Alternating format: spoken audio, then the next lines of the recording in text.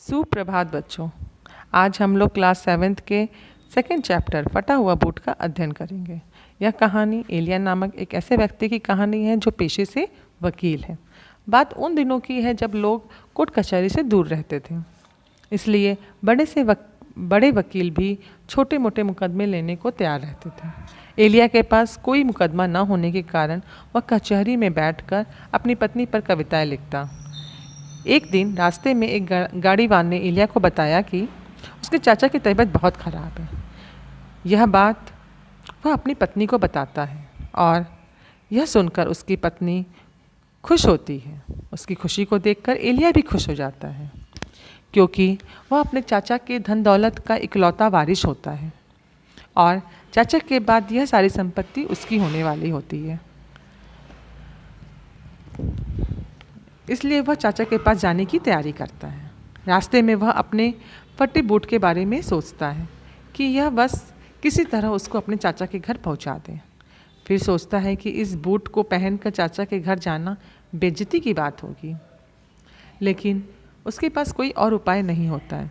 तो वो इस ख्याल को सोचना बंद कर देता है। वो कोशिश करता है कि यह ख्याल उसको अब ना आए, और वह क्या करता है कि अपने मन को बदलने के लिए अपना ध्यान चाचा की संपत्ति पर ले जाता है। और वो सोचता है कि जब उसे यह संपत्ति मिल जाएगी तब उसका जीवन कितना बदल जाएगा, कितना सुखमय हो जाएगा।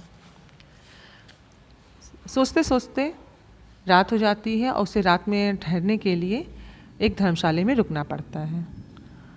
वह जिस कमरे में ठहरता है वहाँ पे दो व्यक्ति पहले से ही सो रहे होते हैं। वह धीरे से जाता है और वहीं पास में रखे खटिया पर लेट जाता है, पर उसे नींद नहीं आती रहती है। अब वो सोचता रहता है, उसके ख्याल में बस बूट ही बूट आते हैं।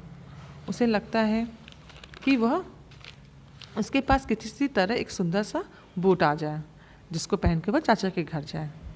तभी अचानक वह उठता है और बाहर निकलता है, आसपास देखता है और उसे कोने में बूटों का एक जोड़ा दिखाई देता है। उसी समय वह बिना कुछ सोचे बूट को उठाकर अपने कोट में छुपा लेता है और धीरे से वहाँ से भाग जाता है। कुछ दूर पैदल चलने के बाद उसे बूट पहनने का ख्याल आता है और वह बूट पहन लेता है। पर जैसे ही वह बूट पहनता है उसके अंदर से आवाज़ आती है कि पतन, घोर पतन। लेकिन वह आवाज़ की तनिक भी परवाह किए बिना आगे बढ़ने लगता है, पर उसके कदम लड़खड़ाने लगते हैं और वह बार बार वह पीछे मुड़ मुड़ कर देखने लगता है। उसे अजीब सी घबराहट, अजीब सी बेचैनी होने लगती है।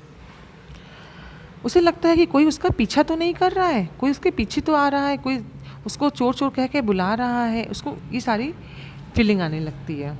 और सुबह होते तक तो यह ख्याल उसको इतना गहरा हो जाता है कि वह अपना बूट उतार कर वहाँ फेंक देता है और अपना पुराना बूट पहनकर आगे बढ़ने लगता है। पर उसका मन शांत नहीं होता। चलते चलते वह रुक गया और फिर वह पीछे लौटने लगा। जहाँ पर उसने बूट फेंका था वह बूट अभी भी वहीं फेंका हुआ उसे दिखाई देता है। वह उसे उठा लेता है और धर्मशाला की ओर बढ़ने लगता है। वह अब धीरे धीरे चलता है। वह यह सोचता है कि अंधेरा होने तक ही मैं धर्मशाला पहुँच जाऊँ, उसके पहले ना पहुँचूँ, क्योंकि अंधेरे में मैं यह बूट को वहाँ पे जाकर रख दूँगा। और रात के अंधेरे में मौका पाकर उसने वह बूट वहीं पर रख दिया जहाँ से उसने उठाया था और अपनी खटिया पर जाकर लेट गया। सुबह होने पर वह स्वस्थ मन से चाचा के घर के लिए निकला। पर जब वहाँ पर वह पहुँचता है तो उसे पता चलता है कि कुछ ही घंटे पहले चाचा चल बसे। नौकरानी उसे बताती है कि मालिक ने आपका बहुत इंतज़ार किया, आपका बहुत इंतज़ार कर रहे थे वो, और वे आपसे बहुत प्यार भी करते थे क्योंकि आप इकलौते उनके संपत्ति के वारिस थे। वो उसे बताती है लेकिन जब वह नहीं, इसीलिए उनको तार भी भेजा गया था, बताया भी गया था, लेकिन जब वो नहीं आते हैं तो क्या वो बहुत दुखी हो जाते हैं चाचा उसके। और वो क्या करते हैं, अपनी सारी संपत्ति को मच्छेरों के बेटे को, जो मच्छेरों के बच्चे होते हैं, अनाथ बच्चे होते हैं, उनको दे के अपना शरीर छोड़ देते हैं। एलिया लौटकर अपने घर आता है और यह सारी कहानी, सारी बातें अपनी पत्नी को बताता है।